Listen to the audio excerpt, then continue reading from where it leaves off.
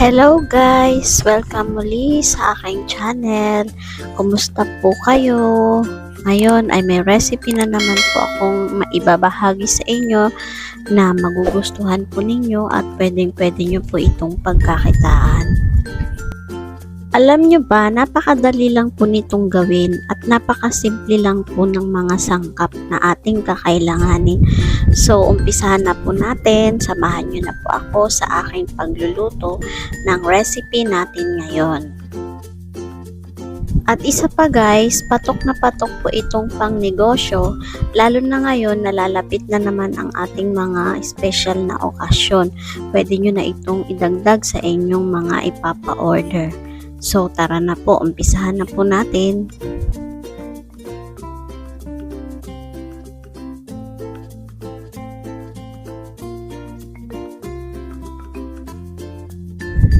Ito lang po yung mga sangkap na ating kakailanganin. So, tignan nyo na lamang po yung mga sukat nito na naka-display naman po dyan sa screen. Una po natin gagawin ay gagawa tayo ng buttermilk. Pero kung meron kayong buttermilk, pwede nyo na pong gamitin. Ngayon kung wala po, ganito lang po ang gagawin natin. 1/2 cup po ng evaporated milk, lalagyan lang natin ng 1/2 tablespoon ng suka. Bale sa isang bowl, pagsasama-samahin lang po natin yung mga sangkap. Kagaya po ng itlog, tapos yung oil, then i-mix po natin ito hanggang sa maturog po yung ating mga itlog. Mix lang po natin ng dahan-dahan.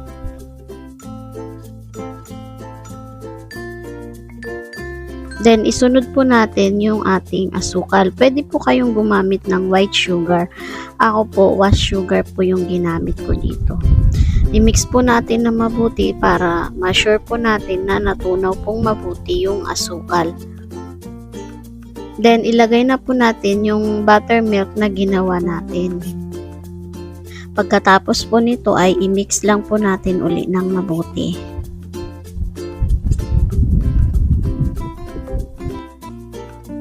Kapag na-mix na po natin yung mga ingredients, sasalain naman natin dito yung dry ingredients kagaya po ng harina, cocoa powder, baking soda at asin. Tapos isala lang po natin ito bago natin uli haluin. Sa pagmimix po naman natin, dapat dahan-dahan lang po yung ating paghalo para hindi po ito ma-overmix at hindi po maging pangit yung kalalabasan ng ating choco maize cake. Magiging smooth and fluffy pa rin po siya.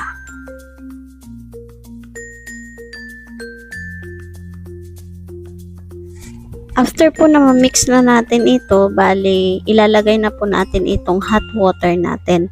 Pero lalagyan muna natin ng 1/2 tablespoon ng coffee powder. Tapos i-mix lang po natin. Then ibubuhos na po natin ito sa ating mixture. Kapag na-mix na po natin, okay na po yung ating mixture. Bali ilalagay na po natin ito sa ating lagayan and i-steam na po natin. Bale, medium size po ng llanera yung ginamit ko dito. Nilagyan ko lang siya ng parchment paper. Tapos, naglagay lang po ako ng mga 3/4 cup. Bale, yung mixture na ginawa natin, ma-accommodate niya po yung 4 na llanera. Bale, sakto po yan sa 4 na llanera. Then, i-steam na po natin ito ng 15 minutes at wag pong kalimutan na takpan ng cloth yung cover po ng ating steamer, yung takip po, para hindi matuluan yung ating cake at hindi po papangit yung pagkaluto nito. Habang niluluto natin yung ating cake, gagawa naman tayo ng ating chocolate ganache. Ito lang po yung mga sangkap nating kakailanganin. Napakadali lang din pong gawin ng ating chocolate ganache. Pagsasama-samahin lang natin lahat ng sangkap dito sa isang lagayan at make sure po na wag muna natin bubuksan yung kalan. Kailangan po matunaw muna lahat ng sangkap bago natin buksan yung ating kalan para hindi po magbuo-buo yung ating chocolate mixture.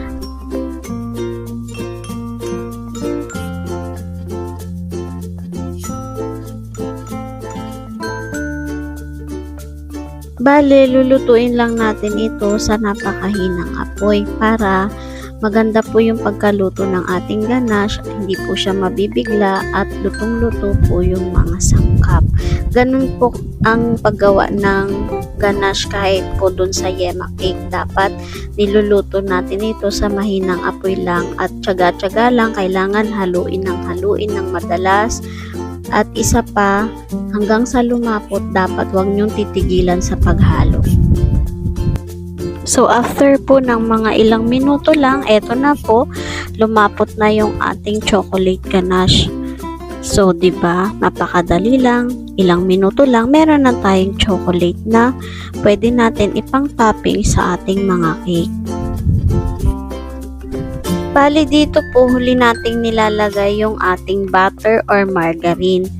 Tapos papatayin na natin yung ating apoy at hayaan na lang natin na matunaw yung ating nilagay na butter.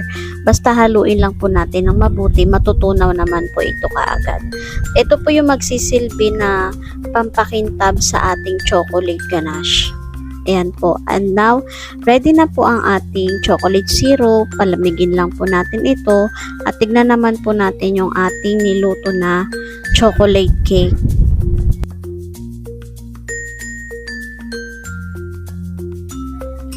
Ito na po yung ating Choco Moist cake. Nakita nyo naman, napakalambot. Bali, in-steam ko lang po ito ng 15 minutes.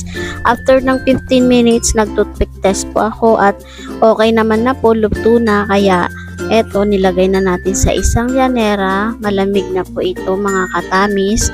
At ready na po ito.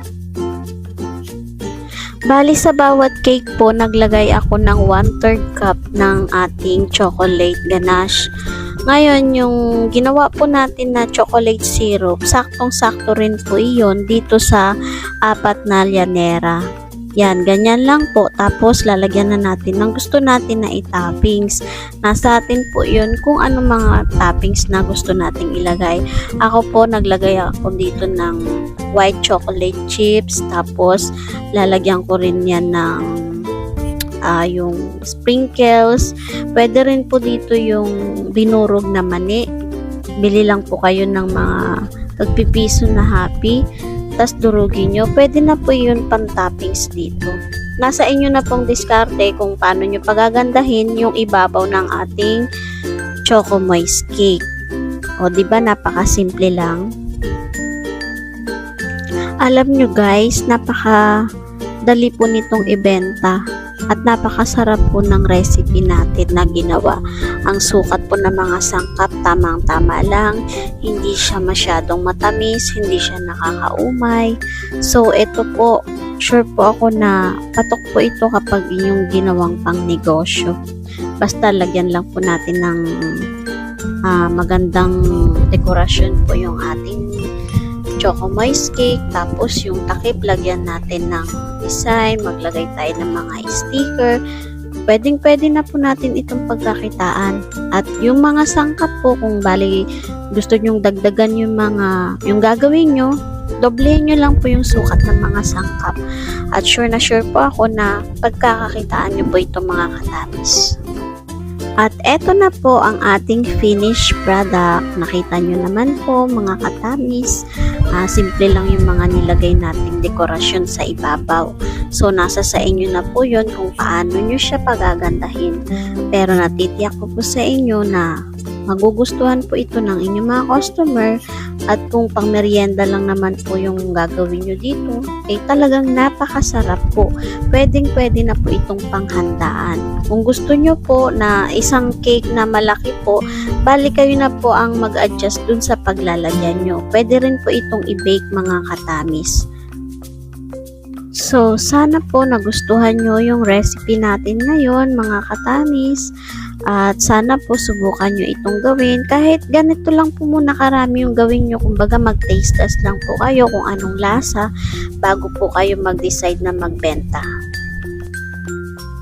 At ito na nga po ang pinakagusto kong episode or pakita sa inyo, ang ating taste test.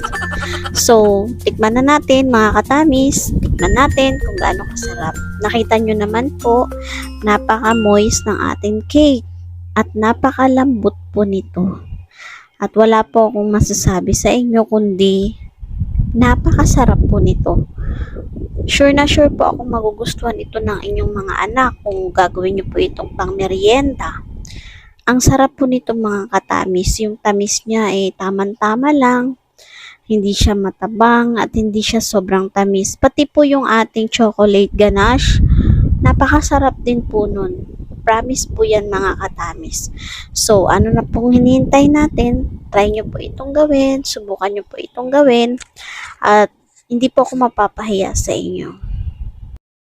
So, paano po mga katamis? Hanggang dito na lang muna ang ating video at sana meron na naman akong naibahagi sa inyo na isang recipe na pwede nyo pong subukan, itry. Total, konti lang naman po yung mga sangkap na ginamit natin ngayon. Kaya pwede nyo po itong itry para matikman nyo po yung lasa ng ating chocolate cake. So, diba, hindi na tayo bibili. At least, kapag nagawa natin ito, so, pag meron sa ating may handaan or may birthday, pwede na tayong gumawa ng ating sariling version, di ba? So, paano mga katamis? Bye-bye po. Until my next video. Ingat po kayo.